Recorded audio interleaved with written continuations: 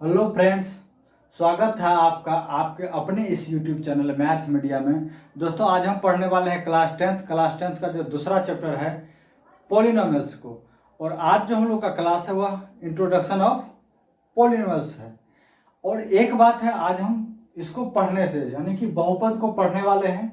और ये बहुपद को पढ़ने से पहले आज हम कुछ चीज़ों पर चर्चा करेंगे। जैसे आप एक बात बताइए, मैथमेटिक्स को ऐसे अध्ययन की सुविधा के लिए इसको कुछ पार्ट्स में बांटा गया, जिसका एक पार्ट हम जानते हैं होता है algebra.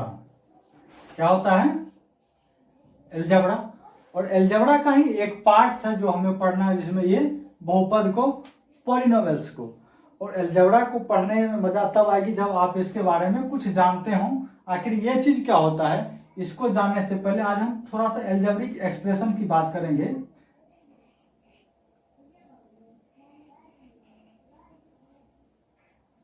Algebraic expression. Algebraic expression क्या होता है? जैसे हम अभी कुछ नंबर्स को देखिए, ऐसे सिंपल भाषा में इसको जानते हैं बिल्कुल आसानी से। जैसे अगर हम यहाँ पर लिखें 2 और यहाँ पर लिख दें 3, और अगर यहाँ पर दोनों को अगर हम जोड़ दें तो यहाँ पर हमें एक रिजल्ट मिल जाती है और ये हो जाता है 5।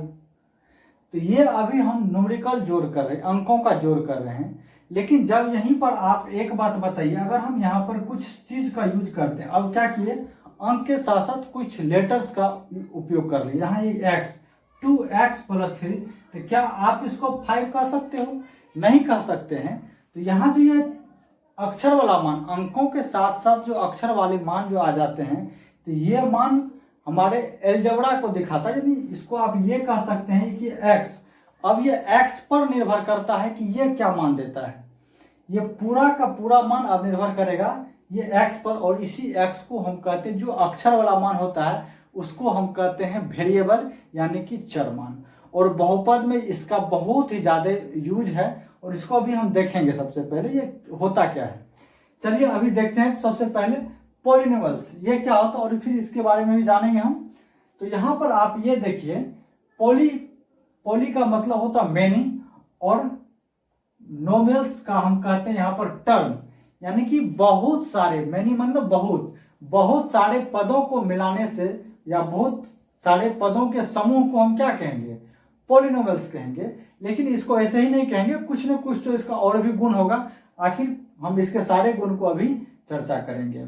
चलिए देखते हैं। सबसे पहले इसमें, जैसे अभी हमने आपको कहा एक्सप्रेशन के बारे में, जैसे कोई भी एलजेब्रा जब पढ़ रहे हैं तो वहां पर जो अक्षर वाली मान है वह तो आना तय ही है। तो यहाँ पर आप जानते हैं कि पॉलिनोमियल्स आपका ये एलजेब्रा का एक पार्ट है। तो यहाँ पर संख्या के साथ साथ अक्षर वाले मान को हम पढ़ना ही है। आप इससे पहले रियल नंबर को पढ़ चुके हैं। रियल नंबर में हमें ज़्यादा से ज़्यादा अंकों का ही खेलता, उसको जोड़ना घटाना, इस प्रकार की कुछ बातें हो रही थी। लेकिन यहाँ पर हम लोग इसके कुछ गुण को पढ़ेंगे। चलिए देखते हैं। x, y, z या जो भी आप चर मान के बारे में, जो भी अक्षर वाला मान आप बोलना चाहेंगे उसको आप कह सकते हैं ऐसे। तो हम यहाँ पर लिखते हैं कुछ पहले टर्म्स को, आप इसको देखें क्या होता है। जैसे अभी 2x + 3y, या हम माइनस में कर देते हैं 5z, कुछ भी ऐसा। ये आप देख रहे हैं प्लस और माइनस के साइन द्वारा ये अलग अलग क्या है, यह एक टर्म है। इसको हम क्या कहेंगे, यह हर एक क्या है, एक टर्म है। प्लस और माइनस के साइन द्वारा ये अलग अलग भाग में बंटा हुआ है। इसमें हर एक पार्ट जो है, हर एक इसको पार्ट को इसको टर्म कहेंगे। और ये टर्म जो आपका बना हुआ है, ये टर्म दो चीज से बनी हुई है। जैसे अगर हम यहाँ पर लिखें 2x, यहाँ पर आप ये देखिए, ये दो पार्ट से मिलके बना हुआ है। एक आपका है ये संख्यात्मक मान, ये क्या है, संख्यात्मक मान, संख्या होगी। और वह संख्या क्या होगी, यहाँ पर वह जो संख्या होगी वह संख्या कोई भी रियल नंबर हो सकती है, जिसको आप भली भांति जानते हैं रियल नंबर क्या हो सकता है। यहाँ या तो दशमलव में हो सकती है, या रूट में, कुछ भी हो सकता है। या इसको आप ये कहिए, रियल नंबर का जो भी कंसेप्ट आप जानते हैं वह सारे नंबर्स यहाँ पर होता है। और इसको हम कहते हैं, यह मेरा क्या है, कांस्टेंट है। क्या है, कांस्टेंट। कांस्टेंट का मतलब ये हुआ कि जो बदलता नहीं है। समझ रही बात को?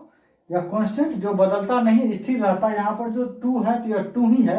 लेकिन ये जो आप अक्षर वाले मान को देख रहे हैं, ये अक्षर वाला मान मेरा होता है वेरिएबल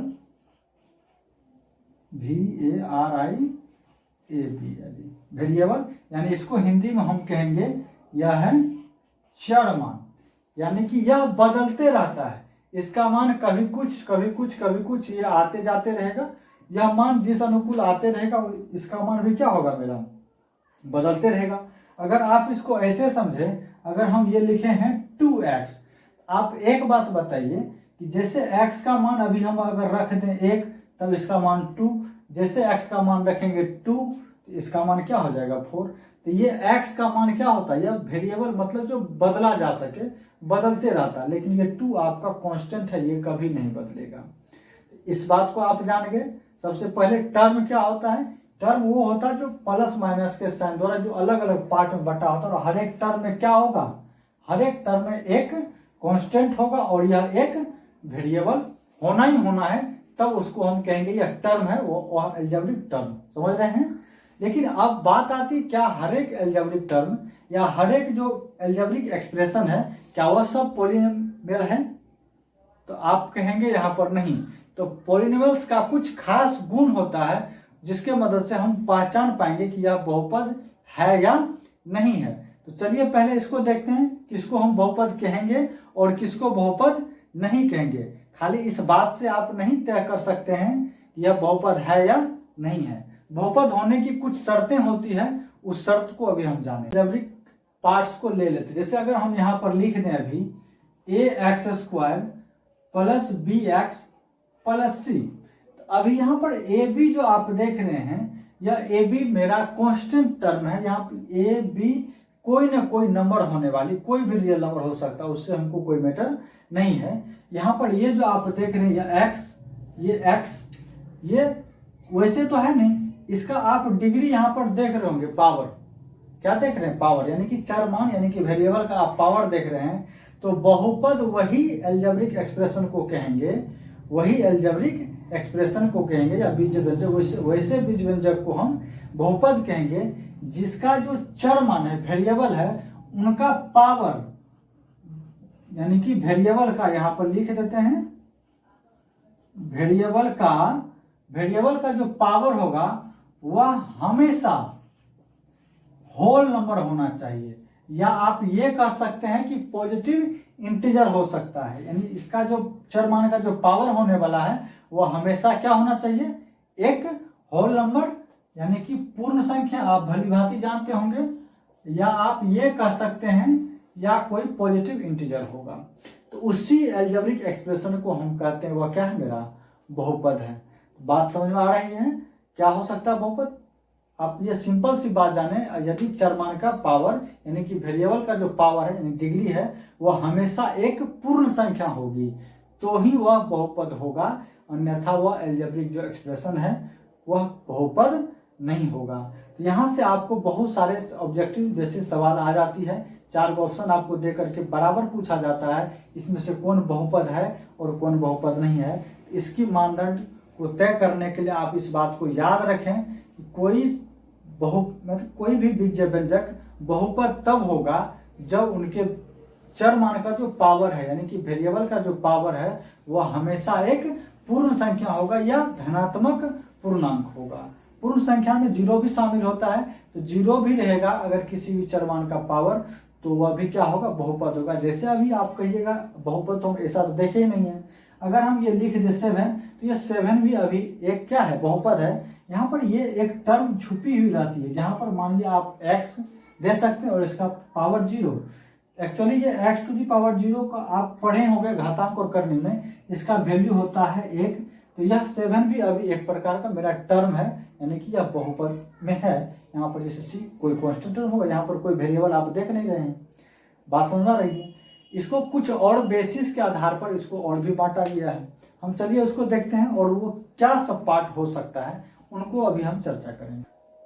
अब हम कोई एक एग्जाम्पल लेके इसको समझ लेते हैं क्या होता है। जैसे एक एग्जाम्पल ले लेते हैं हम, अभी 2x² प्लस 3x प्लस 9 या माइनस 9। आप ये बात को जानते हैं, ये जो प्लस माइनस के साइन द्वारा अलग अलग पार्ट में बांटा गया, हर एक को हम क्या कहेंगे, यह एक टर्म है, ये अलग टर्म है, ये अलग टर्म है, ये अलग टर्म है।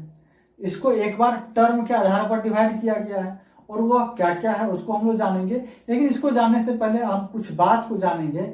जैसे अगर आप यहाँ पर फर्स्ट टर्म में देखिएगा, यहाँ पर क्या है, पहला एक्स स्क्वायर है, तो एक्स स्क्वायर के साथ में जो न्यूमेरिकल मान है, जो संख्यात्मक मान एक गुना में है, जैसे एक्स स्क्वायर के साथ गुना में क्या है, 2 है, ये 2 को हम कहेंगे ये एक्स स्क्वायर का कोफिशिएंट है। क्या है, कोफिशिएंट है, गुणांक है।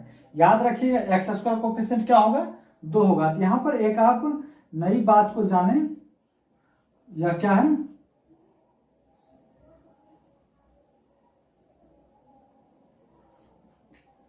कि जैसे ही कोई चर मान के साथ जो अक्षर वाला मान रहता है गुना में, उसको हम कहेंगे यह बहुपद, यानी उस टर्म का कोफिशिएंट है, या इसको हम लोग गुणांक कहते हैं।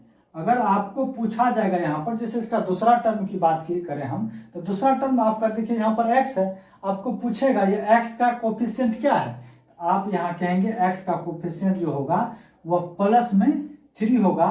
और यहाँ पर जैसे हम कहेंगे आपको एक्स स्क्वायर कोफिशिएंट क्या होगा, तो इसके पीछे अगर कोई चीज नहीं है तो आप यहाँ पर ये समझेंगे यह प्लस में है, यानी एक्स स्क्वायर कोफिशिएंट क्या हो जाएगा, प्लस में 2। अगर हम यहाँ पर ऐसा लिख लेते हैं 2x³ माइनस में 3x स्क्वायर प्लस 5x। अगर आपको अब पूछा जाए ये एक्स स्क्वायर का कोफिशिएंट क्या होगा, तो आप ये बताएंगे ये एक्स स्क्वायर का कोफिशिएंट हो जाएगा माइनस में 3। बात समझ में आ रही है, ये टर्म को आप समझ गए, कोफिशिएंट को समझ गए। अब हम इनको टर्म के आधार पर इसको अलग अलग पार्ट में बांटा गया है, वो सारे पार्ट्स को आज हम लोग देखेंगे, इसके टर्म में क्या क्या होता है। तो आइए देखते हैं टर्म के आधार पर पॉलिनोमियल्स मेरा क्या सब होता है, यानी पद के आधार पर इसको अलग अलग बांटा गया है। तो पहला जो होता है वो होता है मोनोमियल, इसको हम कहेंगे एक पदी। आपको नाम सुनने से ही लगता होगा एक पद, यानी कि ऐसे बहुपद जिसमें पदों की संख्या, यानी कि जिसमें केवल और केवल एक टर्म होगा, उस टर्म उसको क्या कहेंगे हम, यह मोनोमियल है, यानी कि एक पदी है। तो आप यहाँ पर एग्जांपल में देखिए तो 2x² एक टर्म है, या 3x लिखे, या एक टर्म है। यहाँ पर कोई भी साइन यानी प्लस माइनस के साइन का यूज नहीं किया गया है। आपको हमने बताया कि टर्म वही होगा जो प्लस माइनस के साइन द्वारा अलग अलग भाग में क्या हुआ है, बटा हुआ है, इसको हम लोग कहेंगे टर्म। अभी यह इसके साथ गुना में इसको टर्म नहीं कह सकते हैं, यह एक टर्म है, यानी एक पदी है। और यहाँ पर फिर दूसरा होता है बाइनोमियल, यानी कि द्विपदी जिसमें पदों की संख्या 2 हो, यानी कि ऐसे पॉलिनोमियल्स जिसमें पदों की संख्या कितना हो, 2 हो। यहाँ पर देखिए प्लस के साइन द्वारा एगो 9 है और यह 2x² है, यह 2 गो पद है मेरा, या एगो 9x माइनस 8 है, तो माइनस के साइन द्वारा 2 भाग में बटा हुआ, ये 2 गो पद वाला बहुपद होगा। और यहाँ तीसरा है ट्रिनोमियल, त्रिपदी, यानी कि ऐसे बहुपद जिसमें पदों की संख्या 3 हो, उसको क्या कहेंगे हम, त्रिपदी बहुपद है। जैसे यहाँ पर देखिए 3 भाग में बटा हुआ प्लस माइनस के साइन द्वारा, ये भी आपका 3 भाग में बटा हुआ है प्लस माइनस के साइन द्वारा। तो आप एवं प्रकार से बहुपद के टर्म को समझ गए, बहुपद का टर्म क्या होता है इससे आप परिचित हो चुके हैं भली भांति, कोई दिक्कत इसमें नहीं होनी चाहिए। तो अब हम देखेंगे इसकी में कुछ चीज और भी होता है जो इसके डिग्री के बारे में चर्चा करेंगे। आखिर इसको डिग्री यानी कि पावर के आधार पर भी इस बहुपद को डिवाइड किया गया है, और वो क्या होता है हम उसको अभी जानने वाले हैं। चलिए आइए देखते हैं अब हम डिग्री यानी घात के आधार पर बहुपद का क्लासिफिकेशन कैसे किया गया है। तो जैसे पहला है लिनियर पॉलिनोमियल्स, यानी रेखिक बहुपद। और दोस्तों यहाँ से बहुत ज्यादा सवाल पूछी गई ऑब्जेक्टिव में कि इसमें से कौन रेखिक बहुपद के उदाहरण है। आप ये याद रखिएगा, रेखिक नाम से यह बहुत ज्यादा पूछी जाती है, यानी कि लिनियर। इसका आगे भी यूज है पढ़ने के लिए। लिनियर का मतलब यह एक ऐसा बहुपद है जिसका जो मैक्सिमम घातांक होगा, यानी कि घातांक जैसे हम कहेंगे, आपको ये बात समझ जानी चाहिए, घातांक हमेशा वेरिएबल का घातांक होता है, चर मान का अगर अधिकतम घातांक क्या होगा, 1 होगा, तो हम क्या कहेंगे, ये बहुपद का रेखिक बहुपद कहेंगे, यानी कि लिनियर पॉलिनोमियल्स कहेंगे। यदि किसी बहुपद का घातांक यानी कि पावर क्या होगा, 1 होगा, तो हम क्या कहेंगे, इस बहुपद को यह रेखिक बहुपद है। आप ये कह सकते हैं यहाँ पर रेखिक बहुपद का जो सिंपल सा रूप है, ये 2x + 9, हम एग्जाम्पल को यहाँ पर लिख लेते हैं। इसके 2x + 9, यहाँ पर चर मान मेरा x है, इसका मैक्सिमम जो पावर है क्या है, 1 है। तो ऐसे जो एक पावर रहेगा इससे ज़्यादा बड़ा पावर है ही नहीं, तो इस बहुपद को हम कहेंगे यह मेरा रेखिक बहुपद है। बात समझ में आ रहा है? यह क्या है? रेखिक बहुपद है। इसका जो समान रूप होता है ना रेखिक बहुपद का समान रूप वह देखने में किस फॉर्मेट में रहता है? तो ax प्लस b के फॉर्म में रहता है, जहां पर ये a does not equal to क्या होता है? 0। यह इसका जनरल फॉर्म है। क्या है? यह जनरल फॉर्म है रेखिक बहुपद का। ax प्लस b के फॉर्म में अक्सर ये रहता है, यह इसका जनरल रूप है। अब यहाँ पर हम आपको एक चीज बताएंगे, इस बहुपद में शून्यांकों की जो संख्या होगी, अभी हम शून्यांक की चर्चा नहीं किए हैं, चलिए शून्यांक की चर्चा इसके बाद हम कर देते हैं। पहले शून्यांक को जान लेते हैं, आखिर शून्यांक क्या है, नहीं तो आपके दिमाग में यह चीज अक्सर घूमते रहेगा, आखिर शून्यांक होता क्या है। जैसे अगर हम यहाँ पर बात करें कोई पॉलिनोमियल्स px हम ले लेते हैं, और यह ले लेते हैं जैसे x माइनस 2, यह एक बहुपद ले लिए। अब यहाँ पर x का बहुतों सारा मान हो सकता है, x का जैसा जैसा आप मान दीजिएगा आपके बहुपद का मान वैसे वैसे आते रहेंगे। अगर यहाँ पर x का मान आप दे देते हैं 1, तो बहुपद हो जाएगा x के जगह पर 1 माइनस 2, यानी कि यह हो जाएगा माइनस में 1। अगर आप ये देते हैं x के जगह पर 2, यह हो जाएगा आपका 2, x के जगह पर 2 और माइनस में क्या देंगे 2, यानी कि यह हो जाएगा 0। या आप x के जगह पर क्या रखेंगे 3 रखेंगे, तो यह हो जाएगा 3 माइनस 2 बराबर क्या होगा 1। अब बहुतों सारे मान होंगे, बहुतों सारे मान में जो एक मान होगा, यहाँ पर ऐसा एक मान ऐसा है कि जो इस बहुपद को शून्य के बराबर कर दिया, यानी कि चर मान का एक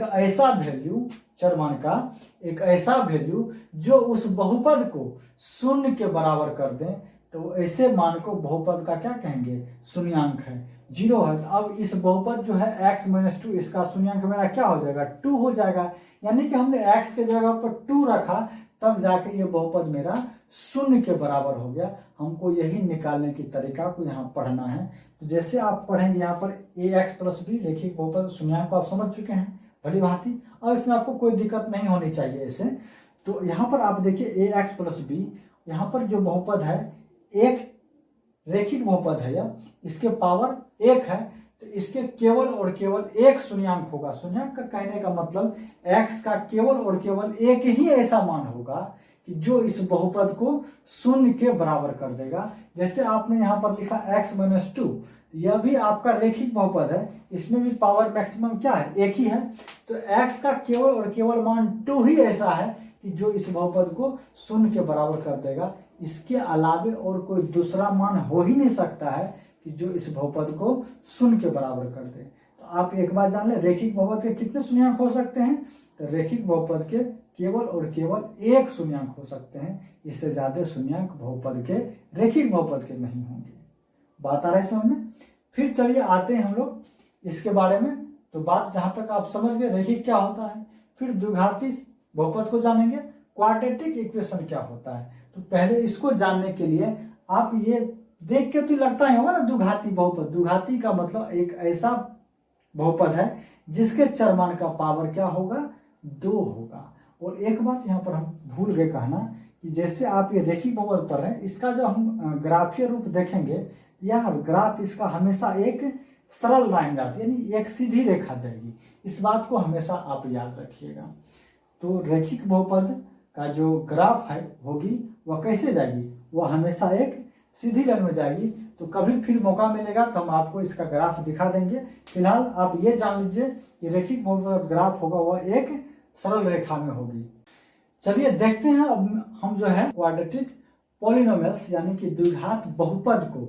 यह द्विघात बहुपद कहने का मतलब एक ऐसा बीज व्यंजक है या एक ऐसा बहुपद है जिसके चर मान का जो अधिकतम घातांक होगा वह क्या होगा? 2 होगा। इस बात को आप समझ रहे हैं, चर मान का अधिकतम घातांक क्या होगा?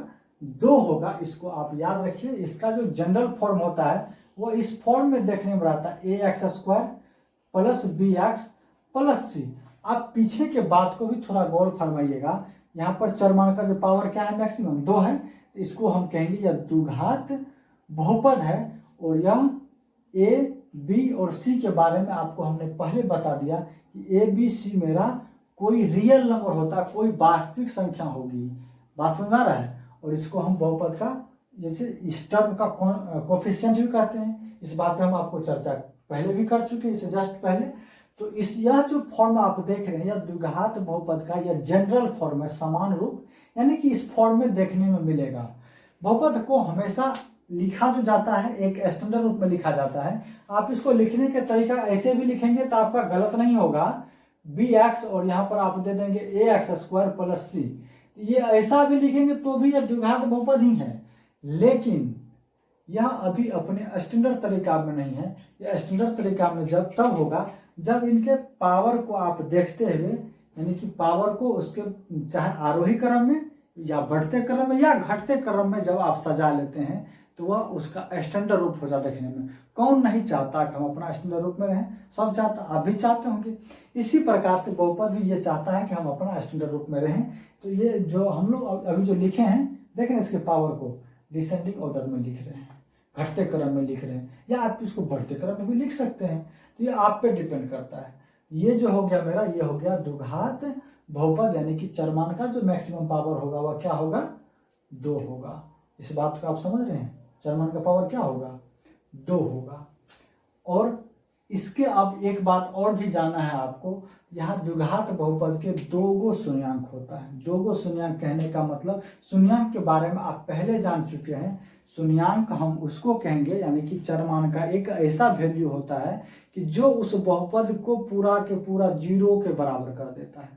अगर हम द्विघात बहुपद की बात करेंगे तो द्विघात बहुपद का 2 गो शून्यांक होता है, यानी कि x का, यानी कि चरमान का ऐसा 2 गो मान होगा जो उस बहुपद को पूरा के पूरा 0 के बराबर कर देगा। बात समझ में आ रही है। तो हम अभी कुछ नहीं मालूम है तो हम ये मान लेते हैं इस द्विघात बहुपद के 2 गो शून्यांक, एक शून्यांक को हम पढ़ेंगे अल्फा और दूसरा को पढ़ेंगे बीटा। और ये दोनों शून्यांक में एक खास प्रकार का रिलेशन होता है। क्या रिलेशन होता है, ये दोनों शून्यांक में एक खास प्रकार का रिलेशन होता है। जैसे वो रिलेशन, जैसे अगर हम ये कहें कि अल्फा प्लस बीटा, इसका अल्फा प्लस बीटा बराबर फॉर्मूला हो जाता है माइनस बी बाय ए। आप इसको याद रखें, इससे बहुत सारे सवाल हल होने वाले हैं। ये एक रिलेशन होता है इस दोनों शून्यांकों के बीच में। और दूसरा जो होता है वो होता है अल्फा इंटू बीटा बराबर, यह होता है सी बाय ए। यह हमेशा याद रखिएगा, द्विघात बहुपद के 2 गो शून्यांक होता है। अभी कुछ भी मालूम नहीं था तो हम मान लिए एक शून्यांक को अल्फा, दूसरा शून्यांक को बीटा मान लिए, तो दोनों शून्यांक के बीच में रिलेशन होता है।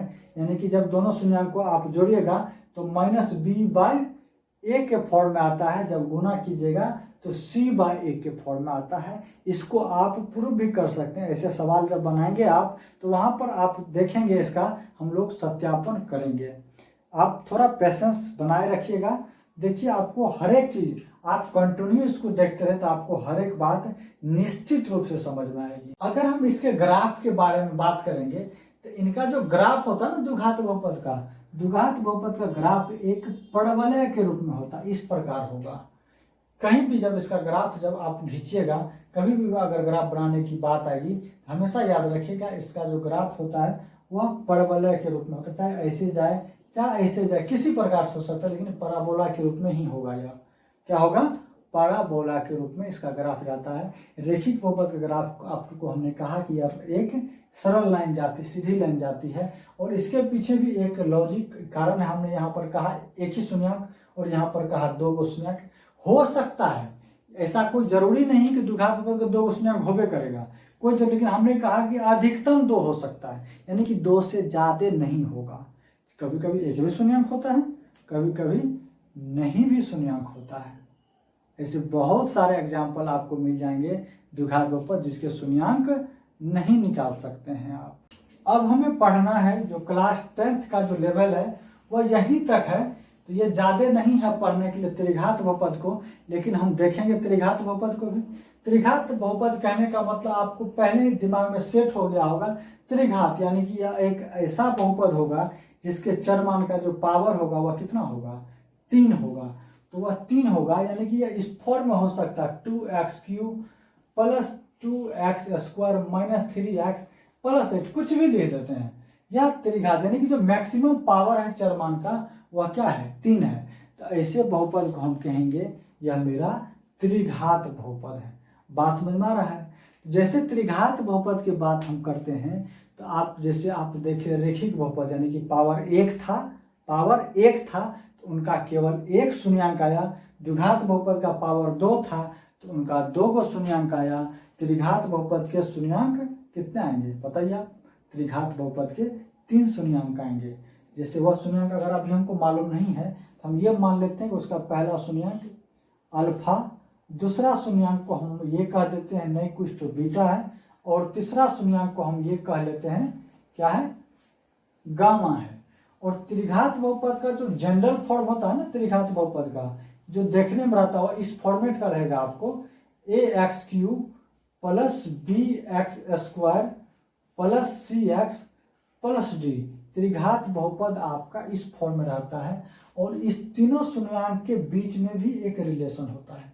त्रिघात बहुपद के तीनों शून्यांक में क्या होता है एक रिलेशन होता है। वो रिलेशन क्या होता है वो रिलेशन होता है जैसे इसके शून्यांकों को जब जोड़ते हैं हम alpha plus beta plus gamma तो यह होता है आपका -b/a। आप सोच रहे हैं कि पहले जैसा हो रहा है, हाँ यहाँ पर पहले जैसे हो रहा है। और फिर दो शून्यांकों को आपस में गुना करते हैं और उनके गुणनफलों का जब योग करते हैं तब देखिए क्या होता है। इसको प्रूफ आप कर सकते हैं लेकिन अभी प्रूफ की आवश्यकता नहीं है। आप सिर्फ यहाँ पर ये बात को जान जाइए और आपको ये रट लेना है। तीनों शून्यांक जैसे अल्फा इंटू बीटा 2 शून्यांक गुना किए, फिर बीटा इंटू गामा और फिर गामा इंटू अल्फा, दो शून्यांक को गुना किए और उसको क्या कर दिए जोड़ दिए। यह होता है c/a। समझ रहे हैं बात को। और फिर तीनों शून्यांकों को जब आपस में गुना करेंगे यानी कि alpha into beta into gamma यह होता है माइनस में d/a। आपको ये चीज याद रखना है। त्रिघात बहुपद के 3 गो शून्यांक होता है यानी कि 3 शून्यांक हो सकते हैं, अधिकतम 3 गो शून्यांक हो सकता है। हम ये बात बोल रहे हैं यह जरूरी नहीं कि 3 ही होगा, कभी कभी 2 भी होता है कभी 1 भी होता है, लेकिन अधिकतम 3 होता है, 3 से ज़्यादा नहीं होंगे। तो बात समझ में आ रही है। तो द्विघात बहुपद, त्रिघात बहुपद और रेखिक बहुपद हमने तीनों को बारी बारी से जान लिया। और जब आप त्रिघात बहुपद की ग्राफ की बात करेंगे तो इसका जो लाइन आता है वह एक वक्र रेखा के रूप में इसे करके जाता है। क्या होता है एक वक्र रेखा यानी कि सरल रेखा नहीं जाती, वो एक टेढ़ी मेढ़ी रेखा के रूप में जाती है। तो आप कभी मौका मिले तो आप इसको खींच के देख सकते हैं या आप हमारे नंबर पे कांटेक्ट करके देख सकते हैं। अगर आपको इसका क्वेश्चंस चाहिए, जो नोट्स चाहिए, तो आप इसके लिए नंबर पे कांटेक्ट कर सकते हैं। नंबर है मेरा ये, इस नंबर पर आप कांटेक्ट करके आप या तो मेरे क्लास को ज्वाइन कर सकते हैं या फिर आप व्हाट्सअप नंबर है ये, आप इस पर कांटेक्ट करके जो PDF फाइल है वह आपको हम भेज देंगे। आप इनके सारे सवालों को देखेंगे फिर आपको मज़ा आ जाएगी। तो बने रहे हमारे साथ। इसमें और भी कुछ अगर बाकी रह गया तो हम फिर उसको नेक्स्ट डे लेके आने वाले हैं। तो आप पेशेंस बनाए रखें और देखते रहें मैथ मीडिया को। Thank you.